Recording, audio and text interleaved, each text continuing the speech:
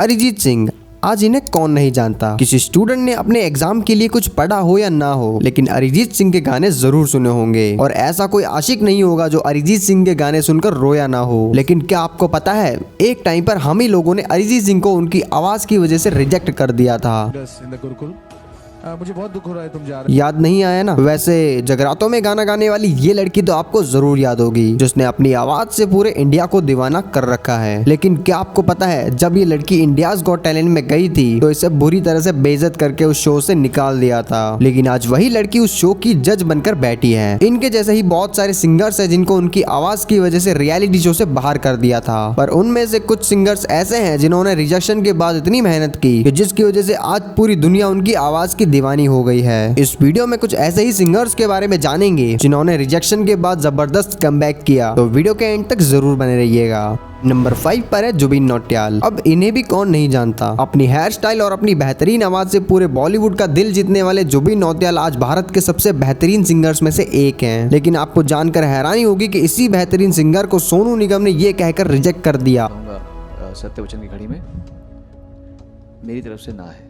अपने शुरुआती दिनों में जब जुबिन नौटियाल एक स्ट्रगलिंग आर्टिस्ट थे, तब वो अपने करियर की तलाश में एक्स फैक्टर नामक शो में ऑडिशन देने पहुंचे। तो उनकी आवाज को सुनकर सोनू निगम ने उन्हें मुंह पर मना कर दिया। लेकिन इस रिजेक्शन के बाद जुबिन ने पहले से लॉन्च हुए गाने के छोटे छोटे पार्ट गाकर उन्हें अपलोड करना शुरू कर दिया, क्योंकि जुबिन के पास और कोई चारा नहीं था और ना ही वो इस रिजेक्शन के बाद सिंगिंग को छोड़ना चाहते थे। और ये बात उस वक्त की है जब बॉलीवुड की एक फिल्म रिलीज होने वाली थी, द शौकीन्स। इस फिल्म का एक गाना लॉन्च हुआ था जिसका नाम था एहसास तू। जुबिन ने इस गाने को अपनी आवाज में रिकॉर्ड कर यूट्यूब पर अपलोड कर दिया।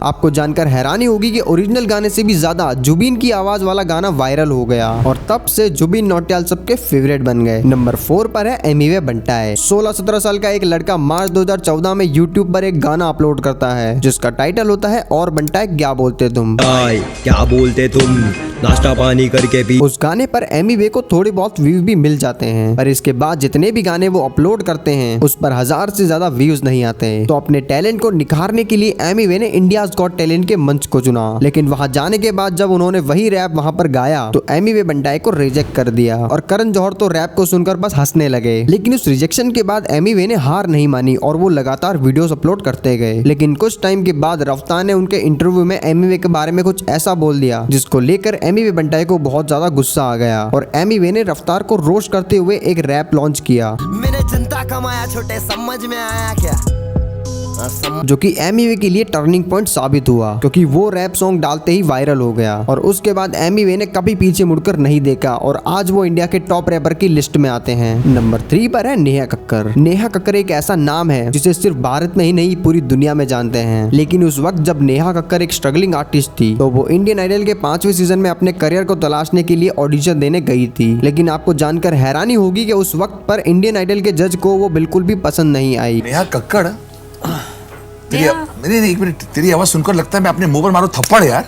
क्या आज उसे किस्मत कहिए या कुछ और, लेकिन आज वही नेहा कक्कर उसी शो की जज बनकर बैठी है। अपने शुरुआती दिनों में नेहा कक्कर अपनी बड़ी बहन सोनू कक्कर के साथ जगरातों में गाना गाया करती थी। लेकिन कई सालों बाद जब नेहा को कॉकटेल मूवी का एक गाना मिला जिसका नाम था सेकंड हैंड जवानी, ये गाना नेहा कक्कर की किस्मत की चाबी साबित हुआ, क्योंकि आज नेहा कक्कर बॉलीवुड की एक ऐसी नाम बन चुकी है जिसे अपने गानों को हिट बनाने के लिए किसी और की जरूरत नहीं पड़ती, बल्कि खुद नेहा कक्कर नाम ही काफी है। वैसे आपको नेहा कक्कर का कौन सा गाना अच्छा लगता है, हमें कमेंट में जरूर बताइएगा। नंबर 2 पर है विशाल मिश्रा। हाल फिलहाल में बॉलीवुड में एक ऐसा नाम सामने आया है जिसे एक बार नहीं कई बार सिंगिंग रियलिटी शो से बाहर कर दिया। सिंगर और कंपोजर के नाम से जाने जाने वाले विशाल जब अपने स्ट्रगलिंग पीरियड में थे तब वो इंडियन आइडल के 4थे सीजन में ऑडिशन देने गए थे। सर विशाल मिश्रा। विशाल कहाँ के रहने वाले हो? लेकिन उस वक्त पर उन्हें पहले ही राउंड में बाहर निकाल दिया गया, जिसके बाद विशाल मिश्रा ने थोड़ी और तैयारी करके इंडियन आइडल के सीजन 6 में ऑडिशन देने के लिए आए। तब ऑडिशन के दौरान तो उन्हें सिलेक्ट कर लिया गया, लेकिन बाद में उन्हें बाहर कर दिया जाता है। जिसके बाद विशाल मिश्रा डीडी नेशनल के रियलिटी शो भारत की शान में ऑडिशन देने जाते हैं। वहां पर उस रियलिटी शो के विनर बन जाते हैं। इतना कुछ करने के बाद और बॉलीवुड के कई गानों के म्यूजिक कंपोज करने के बाद भी विशाल मिश्रा को कोई खास फेम नहीं मिला। तब कई साल बाद जब बॉलीवुड की एक फिल्म रिलीज हुई थी जिसका नाम था कबीर सिंह, उसमें एक गाना था कैसे हुआ। इस फिल्म का ये गाना इतना फेमस हुआ कि देखते ही देखते विशाल मिश्रा को हर कोई जानने लगा।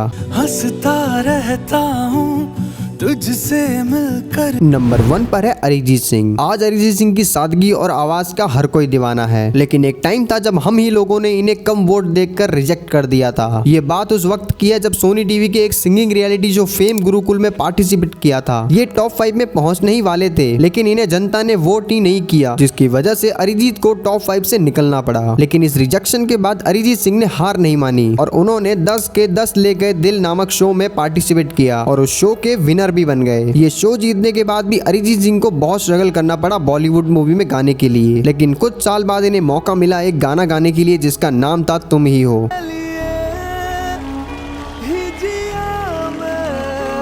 जब ये गाना रिलीज हुआ तो ये गाना लोगों के दिलों में छा गया। इस गाने ने अरिजीत सिंह को नया मोड़ दिया, जिससे वो इंडिया में छा गए। इनके गानों को लोगों ने इतना पसंद किया जिसकी वजह से इन्हें 2020 में मोस्ट इंडियन स्ट्रीम सिंगर का अवार्ड मिला। वैसे आपको अरिजीत सिंह का कौन सा गाना पसंद आता है हमें कमेंट में जरूर बताइएगा। अगर आपको हमारा वीडियो जरा भी पसंद आया हो तो चैनल को सब्सक्राइब जरूर करें और हाँ, कमेंट में जरूर बताइए कि वीडियो कैसी बनी है। तो आज के लिए बस इतना ही, हम मिलते हैं नेक्स्ट वीडियो में।